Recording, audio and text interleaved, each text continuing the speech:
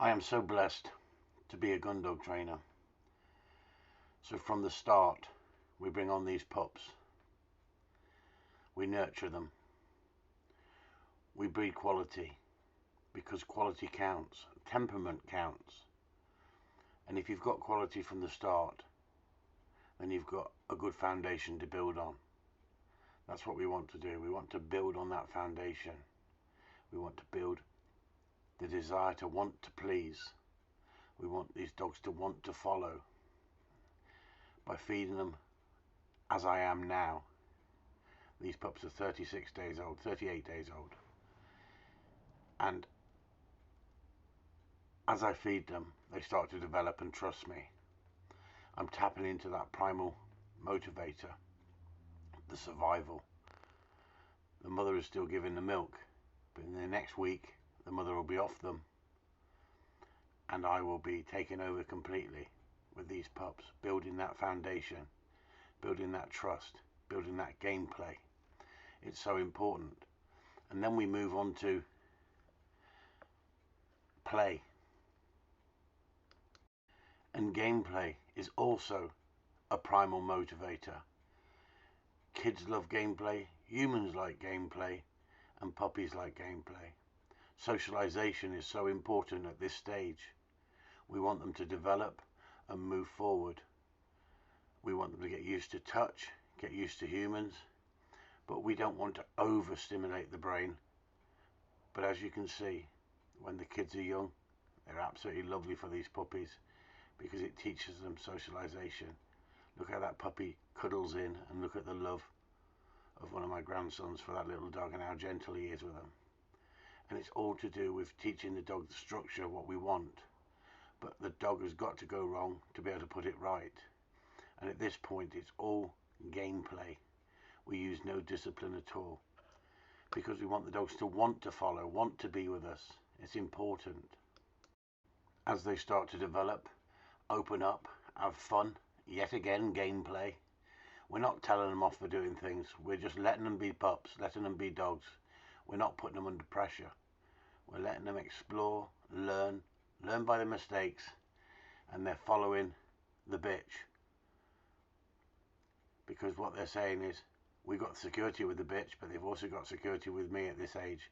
So they trust me just as much as they trust the bitch. And what I want to see is happy pups. Pups that want to run around, but will stay with me or the bitch. It's as simple as that. And I'm using the bitch here to let them open up a little bit. Else they'd be all around my feet, not leaving my feet. So they're just following the bitch. And the bitch is saying, I just want to get away from you a minute. I just want to do what I want to do. But as you can see, it's all gameplay. They're learning through gameplay. We're not making them sit and wait for food bowls and boring the shit out of them. We've got dogs that want to play, want to enjoy life, and we put this structure and discipline into them at a later age. That doesn't mean we don't build that foundation. It doesn't mean we don't use the environment to give the pups what we want to give them, show them what we want them to do. But it's all done through gameplay. It's not discipline. It's not suppression. We're not boring the shit out of these dogs. It's so important that you see this, that these dogs have got to be puppies. That doesn't mean you can't be teaching them.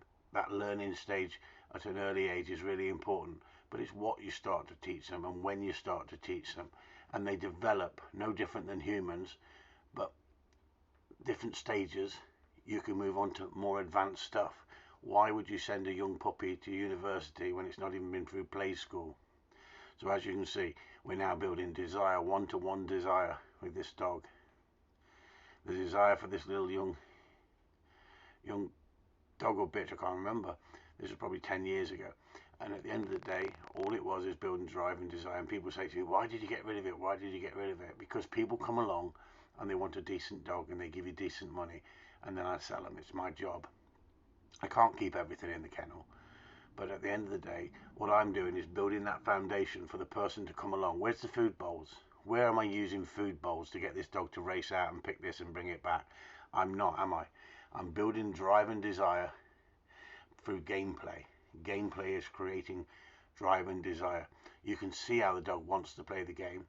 Now, if I took the dog to the park and I took the dog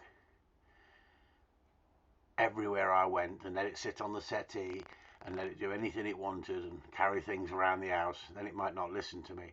But what I'm doing is I'm giving this dog short bursts of exercise and training at the same time. And when I say training, there's no discipline involved here. There's no force. It's all to do with building that desire to want to retrieve, to want to play the game, to want to be with me. This is so important.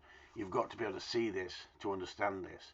People are very quick to say he disciplines his dogs. Yes, I discipline my dogs. I own up. I discipline my dogs. But at the end of the day, these dogs absolutely adore me and want to work for me, and that's the most important thing. If you can get the dog to want to work for you instead of force it to work for you, then the dog is a happier dog and it's an easier dog to train. That doesn't mean at certain times in that dog's life you're not going to use discipline. As you can see, I get down low with the dog 1 minute and get that trust in that dog, and then encouraging that dog to go out there. When he or she doesn't go out there, I walk out to make it easier. I try and help the dog rather than let the dog fail. We want the dog to go right, but sometimes the dog will go wrong. What we're doing, we're saying to the dog, it's there somewhere, find it, have a look for it. And if the dog is too immature, we're not nagging it or putting food down. We're saying to the dog, come on, there it is. So we pick it up, make nothing of it, and give the dog another retrieve. Build that drive and desire. Build that desire. It's the chase, it's the movement. If you stop the chase and you stop the movement too soon, you don't have a dog that wants to do it. You have a dog that you have to mollycoddle, bribe it. We don't want to bribe it. We want to play the game. The game, look at the drive the dog's going out, look at the drive the dog's coming back. There's no pressure on that dog at all at that stage, and that's important.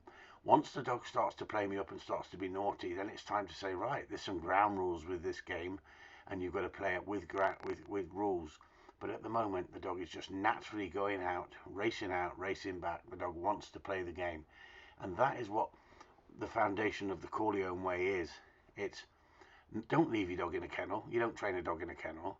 But if you take your dog everywhere and over-excite it for everything, then that ball might not mean nothing, because there's more value, higher value in other things.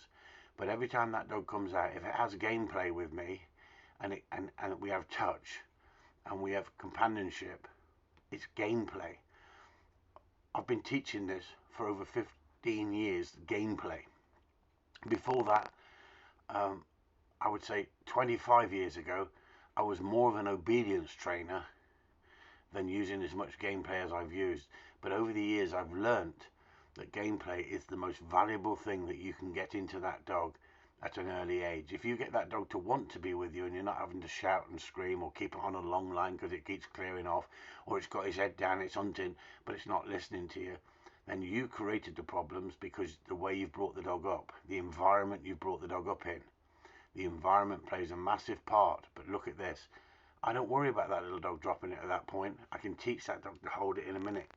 If it drops it all the time, then I've got to think to myself, I've got to get that better.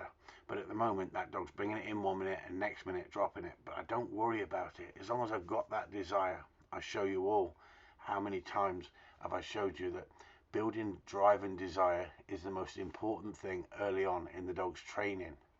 You want to get these dogs to a good level that you can comfortably take these dogs on a shoot and they'll listen to you, they'll love you, and yet they can't become focused on the job they do. It's as simple as that. That little dog is looking back to me to say, come on, are you here?